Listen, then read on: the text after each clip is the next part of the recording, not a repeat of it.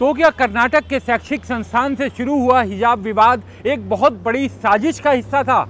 जी हाँ, ये सवाल खड़ा हो गया है और ये सवाल हमारे सामने खड़ा नहीं बल्कि देश की सबसे बड़ी अदालत यानी सुप्रीम कोर्ट के सामने खड़ा हो गया है। न्यूज़ 18 इंडिया पर आज इस मामले से जुड़ी हुई सारी जानकारियां हम आपको तफसील से बताएंगे।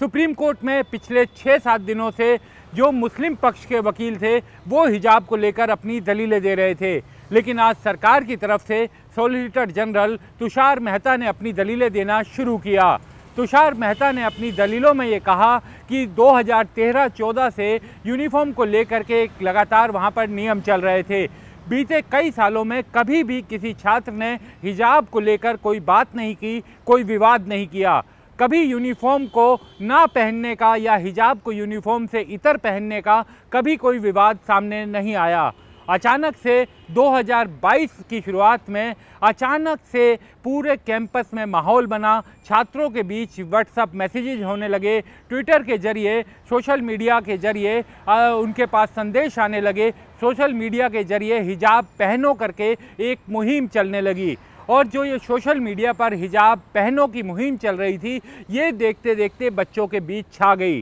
पीएफआई का भी बाकायदा नाम लिया कि पीएफआई के जरिए ये मुहिम शुरू की गई। आपको याद होगा कि पीएफआई का नाम पहले भी कई तरह की देश विरोधी घटनाओं में जांच एजेंसियां लेती रही हैं। तो इस आंदोलन के पीछे यानी हिजाब को लेकर जो आंदोलन हुआ था, जिसे बच्चों का आंदोलन बताया गया था, क्या उसके पीछे भी पीएफआई का दिमाग था? सॉलिसिटर जनरल ने अपनी सुनवाई में दलील के दौरान ये भी कहा कि ये बच्चों का स्पॉन्टेनियस एक्ट नहीं था, यानी कि अचानक से बच्चों का शुरू किया हुआ यह आंदोलन या कृत्य नहीं था, बल्कि जैसा उन्हें समझाया जा रहा था वैसा वो कर रहे थे। यानी पीछे से कोई और इसको पूरी प्लानिंग कर रहे थे, पीछे से वो पूरी भूमिका बांध रहे थे और छात्र आगे आकर उसे अंजाम दे रहे थे। ये बहुत बड़ा खुलासा न्यूज़ 18 इंडिया पर इस समय आप देख रहे हैं कि क्या हिजाब मामले जो कर्नाटक के एक शैक्षिक संस्थान से कहा गया था कि बच्चों ने हिजाब को लेकर के विरोध किया, कर्नाटक हाईकोर्ट से होता हुआ मामला सुप्रीम कोर्ट तक आया, तो क्या उस पूरे विवाद के पीछे कहीं ना कहीं पीएफआई था? ये बहुत ही महत्वपूर्ण सवाल है। कोर्ट ने ये भी पूछा कि क्या ये आप तथ्य की बात कर रहे हैं, तो बाकायदा सॉलिसिटर जनरल की तरफ से कहा गया कि कर्नाटक हाईकोर्ट के सामने भी ये तथ्य रखे गए थे। कर्नाटक हाईकोर्ट ने इस मामले में जांच की भी बात की थी और चार्जशीट भी तैयार की जा रही है, वो भी रखी जाएगी। यानी कि जो कर्नाटक प्रशासन है वो इस मामले की तह तक जाने की कोशिश में लगा हुआ है, जुटा हुआ है कि आखिर कैसे ये एक स्पॉन्टेनियस मोमेंट का नाम दे करके, स्पॉन्टेनियस आंदोलन का नाम दे करके एक बड़ा माहौल बनाने की कोशिश की गई। ये भी सरकार की तरफ से कहा गया कि सोशल अनरेस्ट फैलाने की कोशिश की गई थी, क्योंकि ये हिंदू और मुसलमान का मामला या किसी धर्म विशेष का मामला नहीं था। जब यूनिफॉर्म की बात करते हैं तो उसमें यूनिफॉर्मिटी की बात होती है कि तमाम छात्र, चाहे वो किसी भी जाति धर्म से संबंध रखते हों, वो जब यूनिफॉर्म पहन के शैक्षिक संस्थान में आएँ तो सभी एक जैसे नज़र आएँ, और इसी कारण यूनिफॉर्म का नियम किया गया था। और जब ये हिजाब का विवाद शुरू हुआ तो कुछ जो दूसरे धर्म के लोग थे वो भगवा रंग की शॉल पहन करके स्कूल शैक्षिक संस्थान में आने लगे। अगर इस तरीके से धार्मिक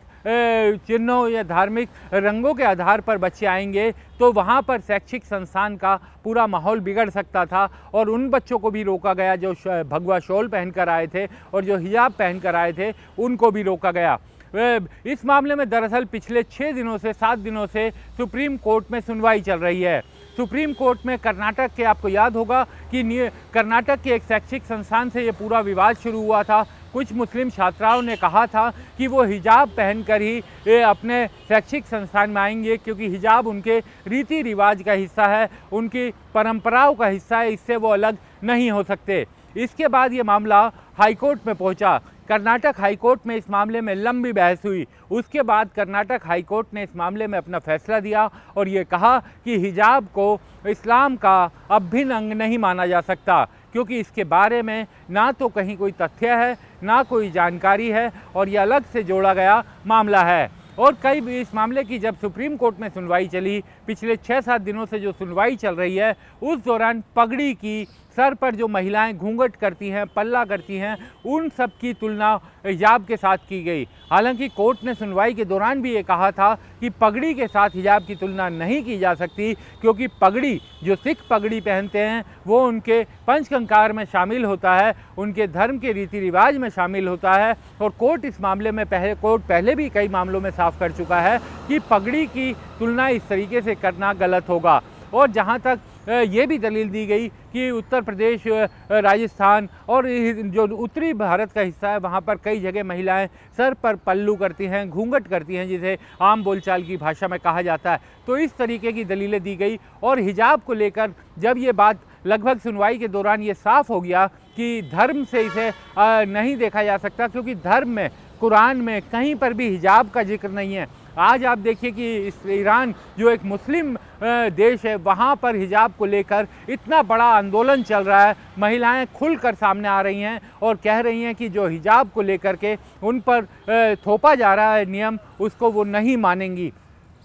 यही सब दलीलें, हालांकि मुस्लिम पक्ष की तरफ से कहा गया कि हिजाब ना पहनने की अनुमति देकर हम मुस्लिम महिला बच्चियों को उनका शिक्षा का अधिकार छीन रहे हैं, क्योंकि मुस्लिम जो बच्चियां हैं अगर उन्हें हिजाब नहीं पहनने दिया जाएगा तो हो सकता है कि उनके घर वाले उन्हें स्कूल, कॉलेज, शैक्षिक संस्थान ना भेजें, तो सिर्फ हिजाब के कारण वो शिक्षा से वंचित रह जाएं। ऐसा नहीं किया जाना चाहिए और इस मामले में एक लिबरल व्यू अपनाना चाहिए, एक खुला दृष्टिकोण दिखाया जाना चाहिए। हालांकि कानूनी भाषा में अगर ये मामला चले तो पहले धर्म की बात की गई, उसके बाद व्यक्तिगत स्वतंत्रता, व्यक्तिगत आज़ादी, व्यक्तिगत सोच, व्यक्तिगत पहनावे की भी बात की गई और ये कहा गया कि ये बच्ची के अपने अधिकार का मामला है कि वो क्या पहनती है। और वैसे भी मुस्लिम पक्ष की तरफ से ये भी कहा गया कि जो यूनिफॉर्म है उसे पहनने पर कोई विवाद नहीं है, यूनिफॉर्म के ऊपर उसी रंग का हिजाब पहन करके आना, इसमें किसी को कोई आपत्ति नहीं होनी चाहिए।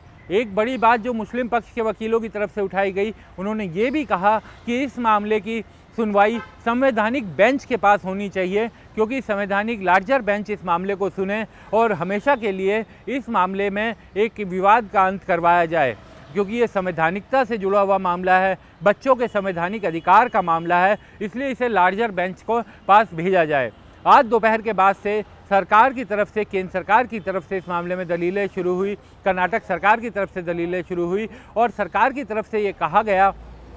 सॉलिसिटर जनरल ने इस मामले में कहा कि ये 2022 में अचानक से एक शैक्षिक सत्र के दौरान ये विवाद अचानक से, जिसे कहा जाता है कि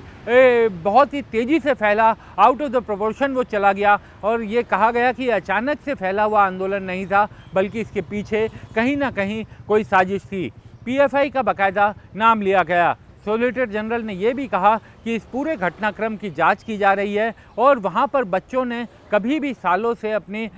यूनिफॉर्म को लेकर या हिजाब की मांग को लेकर कभी कोई आंदोलन नहीं किया। 2022 यानी इस साल के में शुरुआत में जो आंदोलन अचानक से हुआ वो कैसे अचानक हुआ और शैक्षिक सत्र के बीच से शुरू हुआ, उससे पहले तक बच्चियां अपने यूनिफॉर्म को पहनती थी, किसी तरह का कोई विवाद नहीं था, लेकिन अब अचानक से ये विवाद उठा तो इसकी तह तक भी जाने की कोशिश की जा रही है। साथ ही साथ सरकार की तरफ से ये भी कहा गया कि ये किसी धर्म विशेष को लेकर जोड़ना इसे गलत होगा। ये केवल हिजाब का मामला नहीं है, बल्कि जो शैक्षिक संस्थान का आदेश था वो यूनिफॉर्म को लेकर था। यूनिफॉर्म मतलब यूनिफॉर्मिटी, सब बच्चे जो छात्र उस संस्थान में आए, स्कूल में आए, वो सभी एक जैसे दिखाई दें। ये भी बताया गया कि जब ये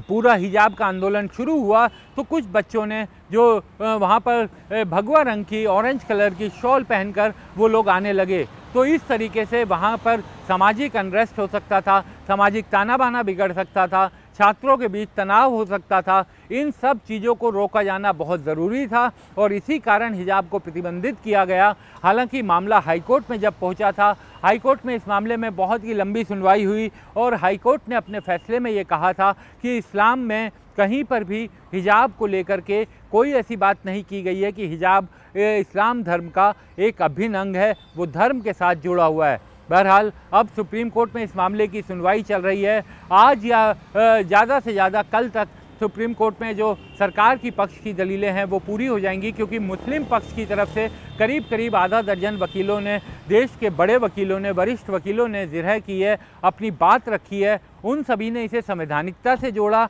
बच्चों के अधिकार से जोड़ा, उसके पहनने के अधिकार से जोड़ा, लेकिन जो सरकार है उसका कहना है कि वो आज ही अपनी दलीलें लगभग ख़त्म कर देंगी और सरकार की तरफ से सिर्फ 2 वकील अपनी इस मामले में जिरह करेंगे, सिर्फ सॉलिसिटर जनरल और एडिशनल सॉलिसिटर जनरल 2 लोग दलील देंगे। सरकार का इस मामले में सीधा सीधा अब ये कहना है कि ये कहीं से भी धर्म से जुड़ा हुआ मामला नहीं था, ये यूनिफॉर्म का मामला था और यूनिफॉर्म का जो नियम होता है वो तमाम धर्मों पर लागू होता है। लेकिन न्यूज़ 18 इंडिया पर जो सबसे चौंकाने वाली बात हम आपको जानकारी दे रहे हैं कि आज की सुनवाई के दौरान सॉलिसिटर जनरल ने यह बताया कि पीएफआई इस साजिश के पीछे था। अचानक से सोशल मीडिया पर एक हिजाब पहनो मुहिम शुरू की गई और बच्चों को उसमें शामिल किया गया। ये बच्चों का स्पॉन्टेनियस एक्ट नहीं था और ये उन्हें वो केवल बच्चे वही कर रहे थे जो उन्हें पीछे से कहा गया था। तो ऐसे में सबसे बड़ा सवाल यही उठता है कि क्या इस पूरे हिजाब आंदोलन के पीछे जो कर्नाटक का हिजाब आंदोलन था, जिसे बच्चों का अधिकार कहा गया, ये कहा गया कि उसके कारण शिक्षा छूट रही है, शिक्षा छूट जाएगी, उससे महरूम नहीं किया जा सकता, तो क्या उस आंदोलन के पीछे कहीं ना कहीं पीएफआई था? क्या समाज में अनरेस्ट, समाज का ताना बाना तोड़ने की कोशिश की जा रही थी? ये तमाम चीज़ें सुप्रीम कोर्ट के सामने विचार के दौरान, सुनवाई के दौरान आई है और अब जब सुप्रीम कोर्ट का इस मामले में फैसला आएगा तो ये उम्मीद की जानी चाहिए कि हिजाब को लेकर जो एक धर्म विशेष को प्रताड़ित करने की बात की जा रही है, इस तरीके के आरोपों पर हमेशा के लिए विवाद लगेगा और ये क्लैरिटी आएगी कि क्या यूनिफॉर्म के साथ इस तरीके के धार्मिक पहचान वाले वस्त्र पहने जा सकते हैं या नहीं पहने जा सकते। क्या ये व्यक्तिगत स्वतंत्रता का मामला है या फिर नियम का पालन सभी को करना होगा।